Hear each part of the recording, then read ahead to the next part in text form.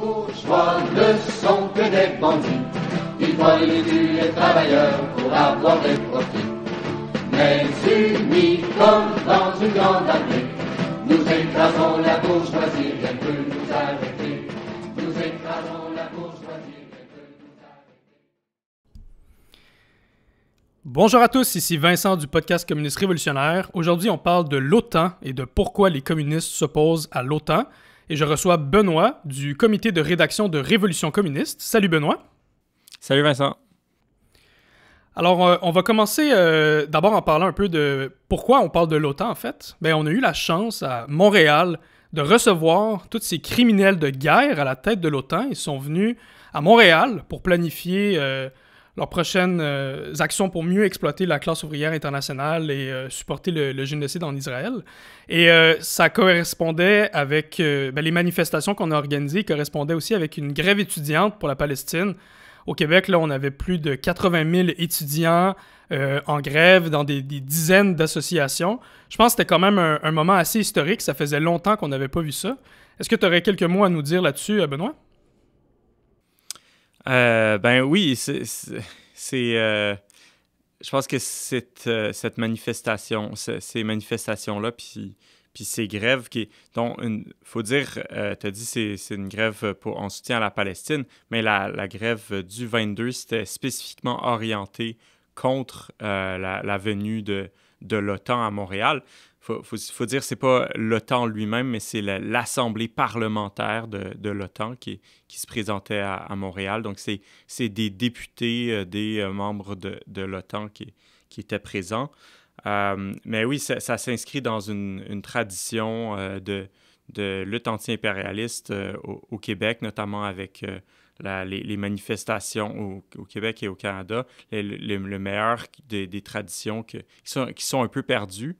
On se rappelle les manifestations contre le G8 à Toronto en 2008, les manifestations anti-altermondialistes, je pense qu'on appelait ça à l'époque en 2001 avec le Sommet des Amériques à Québec. Donc, c'est super que ça soit... que ça revive de nos jours, mais je pense qu'il faut aller plus loin, redonner plus de souffle à ce mouvement-là. Puis la grève, c'est un bon début. Oui, je pense que ça commence bien le mouvement de grève. Là. Après plusieurs mois d'efforts actifs sur 45 campus dans le pays, on voit qu'on peut récolter déjà les premiers fruits de ça. Il y a eu une manifestation organisée par le PCR vendredi après-midi, à peu près 150 personnes. Puis la manifestation de soir, il y a eu plusieurs milliers de personnes pour dénoncer l'OTAN. Donc, si combiner ça avec la grève étudiante pour la Palestine, là, je pense qu'on est juste dans les premiers balbutiements là, de ce qu'on peut accomplir en bâtissant un mouvement étudiant solide. Là. Ouais, puis d'ailleurs, sur ça, je pense on peut pas parler de ça sans souligner l'hypocrisie absolue de nos classes dirigeantes, leurs commentaires à propos de la manif de soir du vendredi, dans lequel il y a eu du grabuge, il y a eu quelques pauvres voitures qui ont été brûlées, quelques vitrines qui ont été cassées. Une minute de silence pour les vitrines cassées. Mais toute la classe politique est venue dénoncer la violence. Mélanie Joly, qui a dit, c'est ça, qui a fait un tweet pour dénoncer la violence et l'antisémitisme, qui a d'ailleurs été... D'ailleurs, il s'est fait corriger par même le SPVM de toutes les institutions, le SPVM qui a dit qu'il n'y a pas eu de cas d'antisémitisme lors de la manifestation. Maintenant, c'est pas grave pour la classe politique canadienne qui ne manque pas les occasions de calomnier le mouvement pour la Palestine, de lancer des accusations d'antisémitisme à tout va. Et c'est vraiment hypocrite de la part de ce monde-là qui dénonce la violence des manifestants. C'est l'OTAN dont on parle, c'est le groupe de criminels violents le plus gros sur la planète, les pires impérialistes qui bombardent et qui tuent à tout vent. Et là, ils osent dénoncer la violence de brûler quelques voitures de police et casser quelques vitrines. Est-ce que tu pourrais nous en parler un peu plus du lien entre l'OTAN et la question de la Palestine, en fait? Oui, ben, l'OTAN, c'est cette alliance des plus grandes puissances occidentales, hein, une alliance autour des États-Unis, mais avec le Canada, la France, le Royaume-Uni, l'Allemagne et donc une trentaine de pays comme ça d'Europe de l'Ouest c'est ça, une alliance militaire supposément pour la paix, hein, supposément pour protéger, s'entreprotéger et pour... Trudeau a dit une couple de fois, ah oui, c'est une alliance pour la paix, c'est une alliance pour la paix. Puis pendant ce temps-là, cette alliance pour la paix ferme les yeux pendant que leur allié, Israël, bombarde Gaza, tue, commet les pires atrocités, torture, kidnappe. Les témoignages qui sortent en ce moment sur ce qui se passe dans le nord de Gaza sont absolument effroyables. C'est des crimes odieux. Le meurtre systématique d'enfants par des snipers, le bombardement de cibles civiles volontairement. Et ça, tout le monde le sait. Tout le monde est au courant. Les images passent à la télé. Puis c'est cette alliance-là qui dit vouloir être pour la paix, tout ça, vouloir défendre qu'est-ce qu'ils disent? Ils disent l'ordre mondial basé sur les règles. Hein, ça, c'est un trick, un terme qu'ils utilisent constamment, qui dit ça, être seulement là pour protéger le droit international et tout ça. Ben, pendant ce temps-là, leur allié commet les pires crimes contre leurs propres règles. Les règles qui disent défendre, ils font absolument rien. En fait, ils font pire que rien. Ils le soutiennent, ils l'arment, ils lui vendent des armes, ils lui envoient des subventions. Les États-Unis qui subventionnent Israël à hauteur de milliards et de milliards de dollars. Ils le protègent contre les attaques de l'Iran. Hein, ils protègent activement la France et le Royaume-Uni qui ont aidé, par exemple, Israël à se défendre contre les missiles iraniens.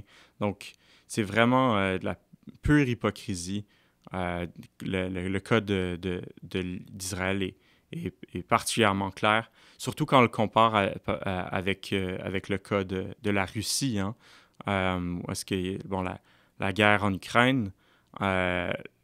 Quand la Russie a envahi l'Ukraine, ces gens-là, c'est ça, se sont lancés dans ont poussé des cris d'orfraie contre l'invasion de l'Ukraine par la Russie. Toute l'OTAN a resserré les rangs autour de la pauvre petite Ukraine qui se faisait... Sa souveraineté était violée, le droit international était violé. Mais maintenant qu'on voit quelque chose d'autres crimes à être commis, mais maintenant par un allié occidental, là, ils ferment les yeux. Là, c'est plus la même chose. Là, le droit international, c'est plus important à leurs yeux. Dans la dernière édition de notre journal, Révolution communiste, Benoît a coécrit un article pourquoi les communistes s'opposent à l'OTAN. Puis ce que j'aime bien avec cet article, justement, c'est que ça rentre bien dans la question de c'est quoi l'OTAN, puis c'est quoi ses origines. Puis en comprenant là, les origines, l'histoire de l'OTAN, on peut beaucoup mieux cerner c'est quoi sa nature, puis expliquer qu'est-ce qu'il fait maintenant. Est-ce que tu pourrais nous parler un peu plus des origines de l'OTAN? Oui, ben c'est ça. Comme je disais, l'OTAN, ils prétendent que c'est une alliance purement défensive. Hein. Puis quand ça a été créé, l'OTAN, c'était, si je me souviens, c'était en 1949. Donc, c'était dans le contexte du début de la guerre froide. Hein, l'Allemagne nazie venait d'être battue. L'Europe était ravagée. Puis, il y avait une nouvelle puissance mondiale qui venait d'émerger, les États-Unis, hein, parce que l'ancienne puissance mondiale principale, c'était le Royaume-Uni, avait été un peu détrôné, si on veut. Puis les États-Unis émergeaient comme surpuissance mondiale, donc avaient des bases militaires partout sur la planète, avaient des soldats de loin la plus grosse armée au monde, représentait quelque chose comme 50% de la production manufacturière de la planète. Le dollar américain était la monnaie des échanges mondiaux. Mais parallèlement à ça, il y avait une autre nouvelle puissance mondiale, l'URSS, et les États-Unis avaient peur que l'Europe, qui était ravagée, tombe sous l'influence de l'URSS, particulièrement, c'est ça, dans un contexte où est-ce que les gens étaient très mécontents. Il y avait l'Europe avait été ravagée. Les gens qui s'étaient battus voulaient... en fait, il y a eu un renversement, par exemple, de Churchill en Grande-Bretagne. Donc, le Labour Party a pris le pouvoir. En France, le PCF avait énormément d'influence. Donc, il y avait une peur du communisme, hein, l'URSS qui s'était rapproché massivement de l'Europe de l'Ouest, l'Allemagne avait été divisée en deux. Donc, le discours officiel c'était qu'il fallait contenir l'URSS, et en même temps, ils avaient peur que les pays de l'Europe de l'Ouest soient renversés par des révolutions. Alors, il fallait installer des troupes un peu partout en Europe de l'Ouest. Et donc, le Canada, les États-Unis ont envoyé des troupes jusqu'aux frontières de l'URSS. Puis, non seulement ça, mais ils ont entraîné les soldats européens. Ils leur ont donné des armes. Ils ont installé des bases militaires tout autour de l'URSS pour essayer de la contenir. Ils ont des bases militaires dans lesquelles il y avait même des armes nucléaires. Et ça s'est rendu assez loin, hein, parce que dans le nom de l'OTAN, c'est l'Organisation du traité de l'Atlantique Nord, mais ça s'est rendu jusqu'en Turquie, la base d'Incirlik en Turquie. C'est pas proche de l'Atlantique Nord, ça.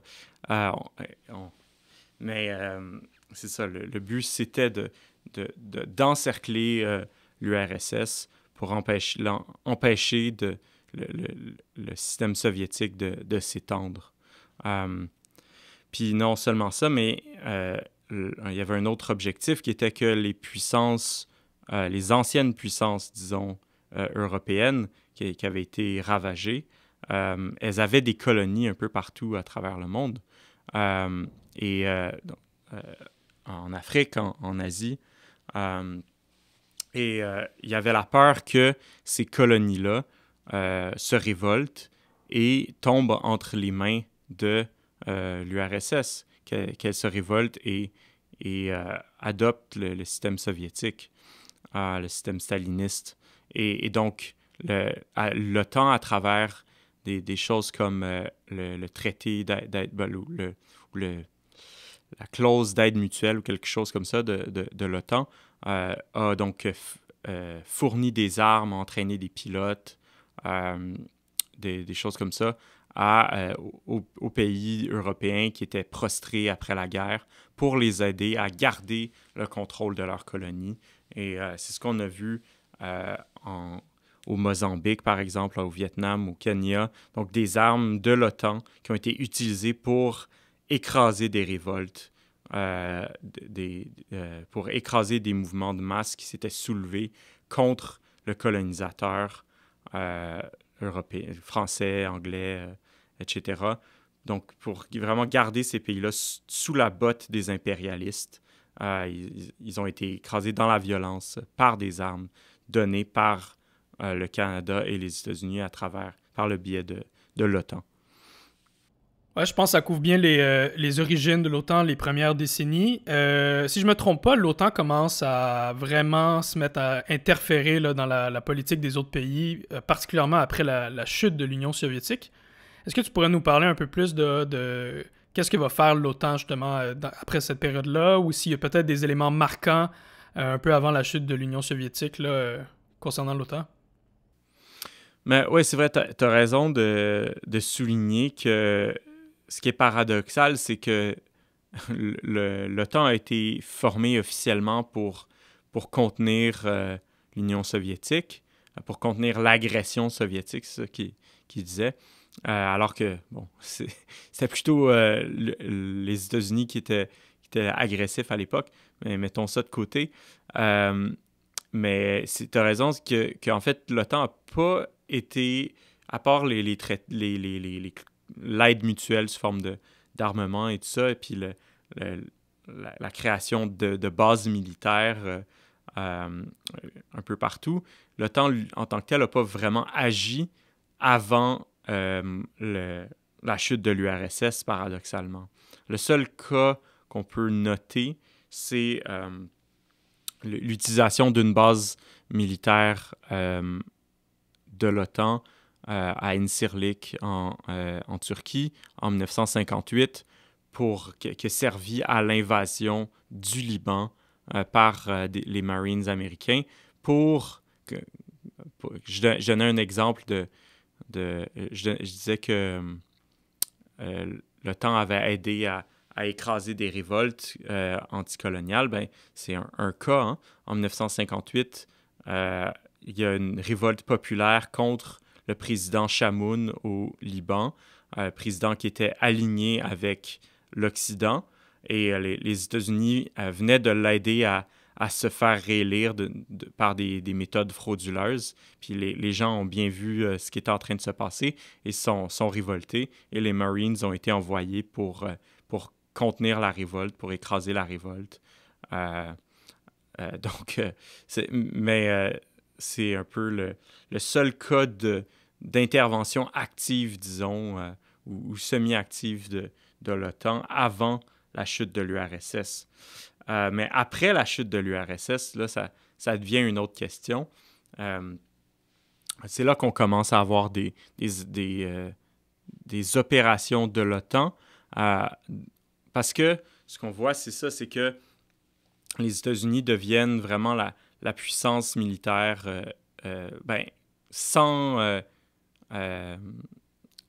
absolument sans rival. Hein.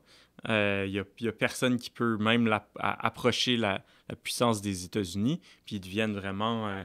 ils affirment leur hégémonie de façon agressive sur le reste de la planète, alors que, par exemple, on a c'est ça, l'extension de l'OTAN vers l'Est est vraiment significative, alors que les pays de l'Europe de l'Est tombent tous et toutes dans l'orbite du capitalisme mondial, en fait. Les pays de l'Europe de l'Est deviennent capitalistes l'un après l'autre, ce qui est, en passant, vraiment une catastrophe humanitaire rarement vue dans l'histoire. Là. Le déclin du niveau de vie, le déclin de l'espérance de vie, la montée massive de la prostitution, de l'alcoolisme, de toutes sortes de problèmes comme ça, alors que les services sociaux sont démantelés, il y a une privatisation massive, des attaques sur les travailleurs, etc., alors que ces pays-là passent au capitalisme. Et ça, ben, c'est une offensive des impérialistes, particulièrement américains, pour attraper un pays après l'autre, démanteler l'économie planifiée pour le placer sous des mains privées. C'est vraiment une offensive impérialiste. Fait qu'on voit ça en particulier dans les pays d'Europe de l'Est, mais c'est un truc qu'on voit un peu à travers le monde avec vous avez sûrement déjà entendu parler des programmes d'ajustement structurel du FMI et de la Banque mondiale. Plein de pays, c'est ça, qui se font démanteler leurs services sociaux, il y a un mouvement de privatisation et tout. Donc, c'est une offensive qui a lieu sur le plan économique, mais en parallèle à ça, les États-Unis se font plus agressifs sur le plan militaire aussi. On voit, et donc dès l'ouverture des années 90, on a par exemple la guerre du Golfe, où est-ce que l'ancien allié des États-Unis, Saddam Hussein, devient plus soudainement leur allié. Et ça, on va voir la première opération directe de l'OTAN, là, Operation Southern Guard. Mais ça, ça fait que ça, c'est le premier exemple. Mais je pense que ce qui est le premier exemple vraiment le plus odieux d'intervention de l'OTAN, c'est avec le démantèlement de la Yougoslavie. Donc, comme j'ai dit, l'Europe de l'Est qui tombe sous les mains des capitalistes, mais c'est le cas avec la Yougoslavie qui est dépecée, hein. Une intervention des impérialistes qui s'arrachent les parties de la Yougoslavie. Les Allemands, par exemple, qui prennent la Croatie. Puis les Russes, eux, qui essayent de garder la Serbie sous leur contrôle, mais en même temps, tu as les États-Unis aussi qui essayent de prendre la Serbie, qui essayent de démanteler l'économie serbe. Et c'est comme ça qu'ils en viennent à soutenir Slobodan Milosevic. Milosevic qui c'est ça, commence à privatiser l'économie, qui attaque les travailleurs, tout ça. Puis ça se passe bien pour les impérialistes qui sont bien contents de voir ça, jusqu'à ce que dans les années, jusqu'en 95 environ, Milosevic ralentit le programme d'attaque sur les travailleurs. Et ça ne va pas assez vite pour les États-Unis, qui se tournent alors contre lui. Puis là, soudainement, ils se réveillent aux atrocités qui sont en train d'être commises. Ils se mettent à dire que là, il faut soudainement, là, il faut bombarder la Serbie. Là, il faut attaquer, il faut s'opposer au nettoyage ethnique au Kosovo. Et c'est là qu'on a un bombardement massif de la Serbie. Et ça, c'est vraiment la première intervention, première mission de l'OTAN en tant qu'OTAN. Une mission d'agression, hein, puis il présente souvent les choses comme si l'OTAN c'était un truc pacifique, tout ça, mais je veux dire, il rase la Serbie, c'est absolument brutal, et tout ça au nom de stopper un nettoyage ethnique qui avait lieu bien avant qu'ils aient commencé à bombarder. Je veux dire, la Yougoslavie était à feu et à sang sous leur propre impulsion, en fait. Puis ensuite, on a évidemment l'Afghanistan, hein, la mission de l'OTAN en Afghanistan, un crime contre l'humanité extrêmement grave qui a fait, je ne sais pas combien de centaines de milliers de morts. Tout ça au nom de... tout ça, on se rappelle, la guerre en Afghanistan, ça a été provoqué par un petit groupe de terroristes qui attaquent, qui commettent les attentats du 11 septembre. Donc, un petit groupe de terroristes qui attaque la plus grosse puissance mondiale. Et puis ça, c'était la première utilisation de la clause de défense mutuelle de l'OTAN. Donc, la clause de défense mutuelle, c'est un peu comme le cœur du traité fondateur de l'OTAN, qui dit que ils doivent tous se défendre les uns les autres. Mais donc, c'est la clause centrale de l'OTAN, on voit que la première fois dans l'histoire qu'elle a été utilisée, c'était pour défendre la plus grande puissance mondiale contre un petit groupe de terroristes. C'est vraiment symbolique à quel point cette alliance-là est hypocrite et ne correspond pas à ce qu'elle prétend être. Puis après ça, on a eu d'autres opérations de l'OTAN dans l'histoire contre la Syrie de Bachar al-Assad. Encore une fois, une agression de la plus grande puissance impérialiste contre un petit État pas très... avec peu de dents, disons. Ouais. Je pense que tu as fait une bonne liste de tous les crimes de l'OTAN. Pas exhaustive, hein? Je pense que j'en oublie, ouais. Sinon, la question de l'Ukraine, je pense que c'est important d'en parler. Parce que la guerre en Ukraine, c'est essentiellement une guerre entre l'OTAN, et particulièrement les États-Unis et la Russie, par l'intermédiaire de l'Ukraine, là. Puis je pense qu'on peut s'interroger un peu plus là, justement sur quel rôle a joué l'OTAN pour amener cette guerre-là, en fin de compte. Ouais, t'as vraiment raison. Puis la guerre en Ukraine, souvent, on oublie que... Tu sais, c'est présenté comme si ça avait commencé il y a 2 ans, mais je pense que pour vraiment la comprendre, il faut revenir des décennies dans le passé, hein. Après la chute de l'URSS, un des éléments, disons, central des rapports entre l'Occident et la Russie, mais la nouvelle Russie, c'était que l'Occident avait promis à Gorbatchev de ne pas avancer de un pas en direction de l'Est. Donc, que l'OTAN ne se propagerait pas vers l'Est.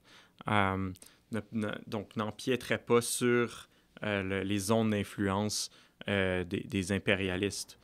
Puis ça, c'est pas une question ici de jugement. Est-ce que c'est juste ou pas que la Russie ait des zones d'influence? Mais c'est un fait que entre les puissances impérialistes, ils ont des territoires qu'ils contrôlent, des zones d'influence, des marchés qu'ils exploitent. Ils sont en compétition féroce les uns avec les autres pour l'exploitation de ces pays-là. C'est la nature de l'impérialisme, du capitalisme à notre époque. Mais donc, les impérialistes américains avaient promis aux impérialistes russes qui étaient nouvellement arrivés au pouvoir, hein, les nouveaux gangsters qui avaient pris contrôle de la Russie après le démantèlement de l'URSS, ils avaient promis qu'ils leur laisseraient les pays de l'Europe de l'Est. Mais cette promesse-là, ils l'ont trahie constamment. Comme j'ai dit, ils ont pillé les pays d'Europe de l'Est et sur le plan de la diplomatie et le plan militaire, ils ont intégré les pays d'Europe de l'Est dans l'OTAN, un pays après l'autre depuis 1991. L'Ukraine, c'est une question centrale dans cette question-là, parce que l'Ukraine, c'est aux portes de la Russie, c'est un énorme pays, c'est un des plus gros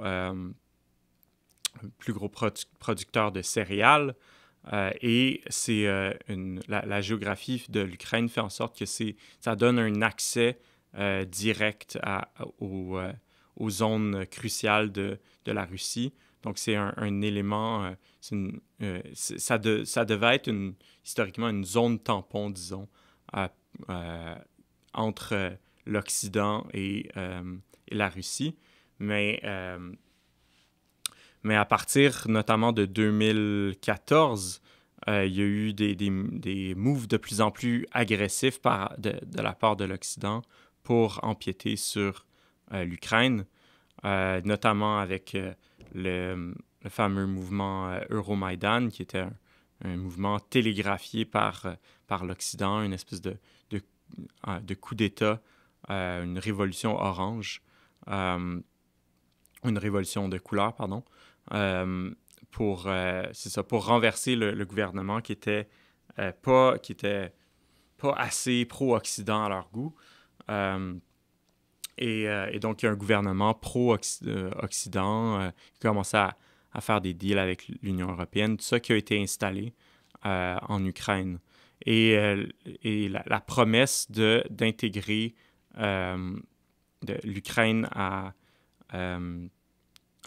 l'OTAN avait été fait une couple de fois là, dans les dernières décennies, mais là, juste avant l'invasion de l'Ukraine, Joe Biden avait répété cette promesse-là, puis avait été plus insistant.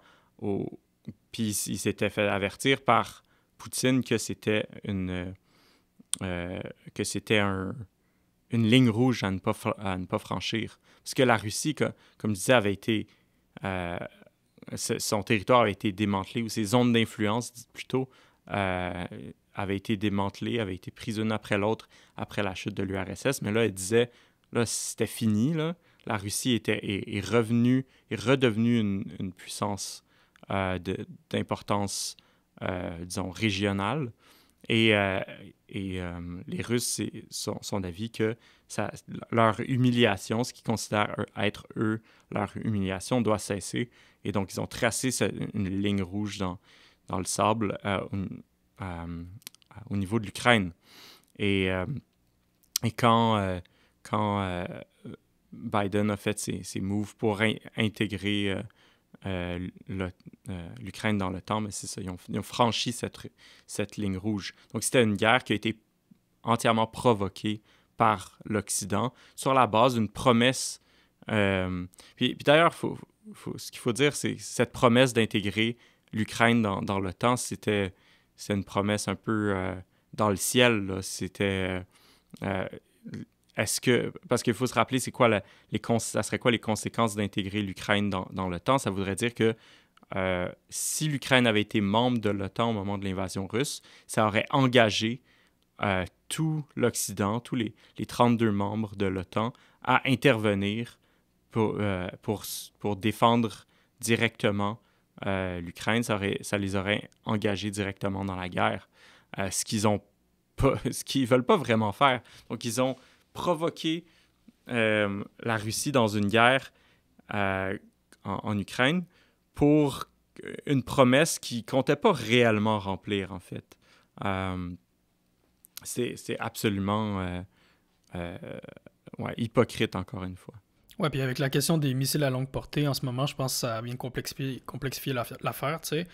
Parce que si les États-Unis, justement, donnent l'autorisation à l'Ukraine, puis ils donnent les missiles à longue portée pour les utiliser en sol russe, mais il va falloir avoir des soldats américains là, pour leur montrer pour utiliser cet armement-là.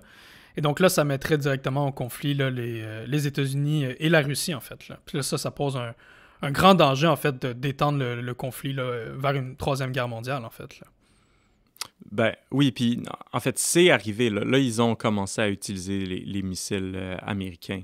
Puis ce qui est absurde dans toute cette situation-là, des missiles à longue portée, c'est que, de un, c'est quelque chose qui va pas réellement... Ça va pas changer le cours de la guerre pour l'Ukraine. Hein.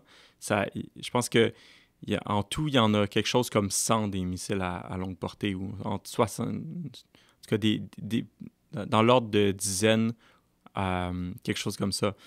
C'est pas ça qui va venir détruire l'armée russe, mais ça vient escalader gravement le conflit entre l'Occident et la Russie. Puis tout ça, ça arrive alors que Joe Biden est en train a pris cette décision-là alors qu'il est en train de sortir dans quelques mois, il ne sera plus président.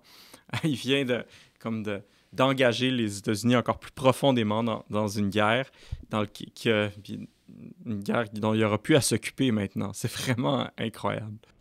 Je pense que ce qu'on voit dans les dernières années, c'est un déclin relatif là, de la puissance de l'OTAN à l'échelle planétaire. La montée d'autres pays, les pays du BRICS, la Chine, la Russie notamment. Comment est-ce que tu décrirais là, le rapport de force là, actuel entre, par exemple, l'OTAN puis la Chine, la Russie? Qu'est-ce que ça implique, ce changement-là de puissance là, à l'échelle de la géopolitique mondiale? Tu sais, moi, ça me fait penser à ta question à un passage dans le livre L'impérialisme de Lénine, où est-ce que il dit que l'état de la situation géopolitique est est un produit des rapports de force entre les puissances impérialistes et les changements dans les rapports de force amènent des bouleversements massifs et amènent des guerres.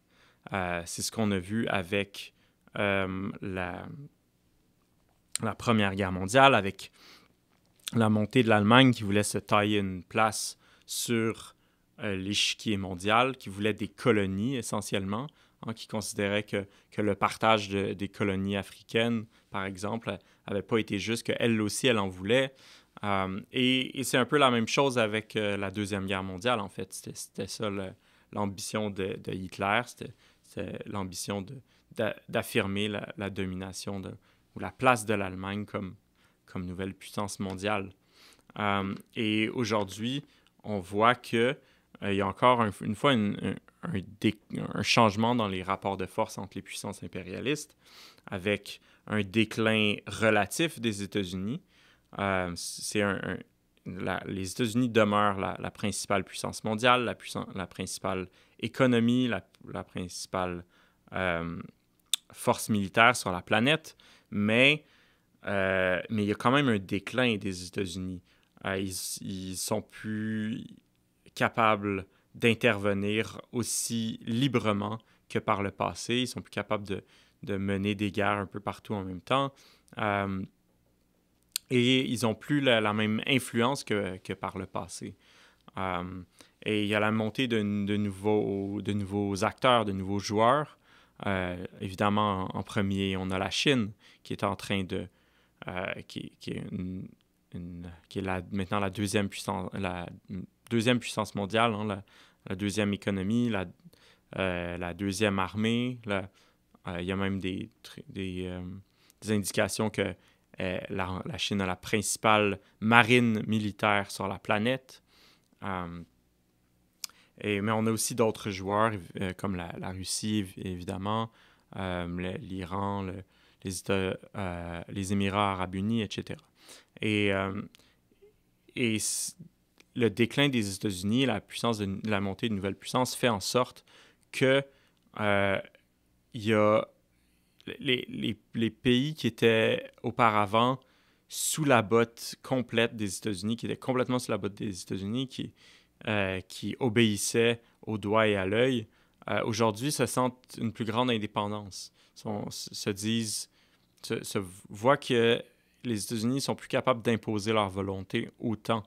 Je peux donner un exemple qui est celui de, par exemple, le Mexique, la Colombie, le Brésil, 3 pays qui ont été historiquement un peu des sous-fifres des États-Unis, qui aujourd'hui s'en séparent, hein, qui ne se sont pas alignés sur les États-Unis, par exemple, sur la question de la Palestine et de l'Ukraine. C'est un exemple, mais on peut en voir plein ici et là. On peut voir aussi, par exemple, la situation en Russie, en Afrique, où est-ce qu'il y a des coups d'État un après l'autre contre des puissances, pas des puissances, des pays qui étaient alignés sur les États-Unis et la France, qui se font renverser par des coups d'État, et qui s'alignent maintenant avec la Russie. Et si on revient donc à l'OTAN, ça signifie que d'un côté, les pays de l'OTAN sentent que leur puissance collective, hein, l'OTAN étant une espèce de groupe de pays impérialistes qui se réunissent sous l'égide des États-Unis, ils sentent que leur puissance collective est en train de diminuer et ils veulent se renforcer collectivement. Ils sentent qu'ils ont besoin d'être plus forts et là, on voit c'est pour ça qu'on voit une montée massive des dépenses militaires à travers le monde, mais aussi dans le cas des pays de l'OTAN qui sont en train d'atteindre la cible de 2% de dépenses militaires, 2% du PIB en dépenses militaires. Et c'est pour ça aussi que les pays, notamment d'Europe de l'Ouest qui sont plus proches de la Russie, donc sentent qu'ils ont besoin de renforcer l'OTAN. Ils veulent un OTAN plus fort pour se défendre contre la Russie dans un contexte où est-ce qu'elle gagne en puissance et qu'eux-mêmes diminuent en force. Ouais, c'est ça la question du 2%, là, c'est intéressant. Là, les États-Unis doivent absolument amener tous les pays de l'OTAN à atteindre la cible de 2% de dépenses militaires parce qu'ils ne peuvent plus être tout seuls là, pour défendre tout le monde à cause de leur déclin relatif. Pour le Canada, je pense que ça va être quand même un gros défi là, d'atteindre cette cible-là du 2%. On est bien loin de ça. Et d'ailleurs, à ce niveau-là, il y a un dossier important qui est ressorti sur la crise dans les forces armées canadiennes. L'armée canadienne là, se couche sur un sac d'or. Là. Ils ont tellement d'argent, ils ne savent plus quoi en faire. Parce qu'en fait, les forces canadiennes, ils fonctionnent seulement à moitié de leur capacité. Il manque de personnel, il n'y a pas assez d'instructeurs pour former tous les militaires. Il y a 10 000 soldats réguliers qui ne sont même pas déployables parce qu'ils n'ont pas la formation. Puis là, il y a des navires qui avaient été commandés sous l'ère Harper qui vont pas pouvoir, quand ils vont être prêts, en fait, on n'aura pas le personnel pour être capable de les employer, tu sais. Fait que même si Trudeau il réussit à trouver de l'argent en coupant dans les services sociaux, en implantant l'austérité, mais cet argent-là, il a beau l'investir dans les forces armées canadiennes, l'armée ne saura pas quoi faire de cet argent-là, en fait. Ils vont acheter d'autres avions de chasse ou des navires ou des sous-marins, comme là, le 120 milliards qui va être dépensé en sous-marins, mais ils n'ont pas le monde pour les employer parce qu'il n'y a personne qui veut aller se battre dans les forces armées canadiennes. La jeunesse ne veut pas aller mourir au combat. Puis il y a vraiment un déclin, en fait, de la confiance du Canadien moyen envers les institutions, là, les institutions étatiques canadiennes, mais aussi les médias, les cours de justice, le cabinet du premier ministre. Fait que ça va pas très bien, en fait, pour les forces armées canadiennes. J'avais une couple de citations intéressantes ici, là. Philippe Lagacé, là, un expert militaire à l'Université Carleton, dit que c'est la crise la plus sérieuse qu'affrontent les forces, et de loin. Et aussi, le ministre de la Défense nationale, Bill Blair, il disait que c'était franchement une spirale de la mort pour les forces armées canadiennes à cause qu'il y a plus de départs que d'arrivées. Donc, ça va franchement mal pour les forces armées canadiennes. Ouais, c'est vraiment intéressant comme dossier parce que ce fait-là, il est connu depuis plusieurs années, cette crise dans les forces armées canadiennes. Puis je pense que c'est notamment pour ça qu'il y avait un peu une réticence du Canada pendant nombreuses années pour augmenter les dépenses militaires. Hein. Trudeau se faisait chicaner lors des réunions de l'OTAN par ses alliés qui lui disaient « Il faut que tu dépenses plus, il faut que tu dépenses plus ». Clairement, lui, il savait que ça ne sert à rien d'écrire des chèques pour acheter des sous-marins s'il n'y a personne pour les conduire.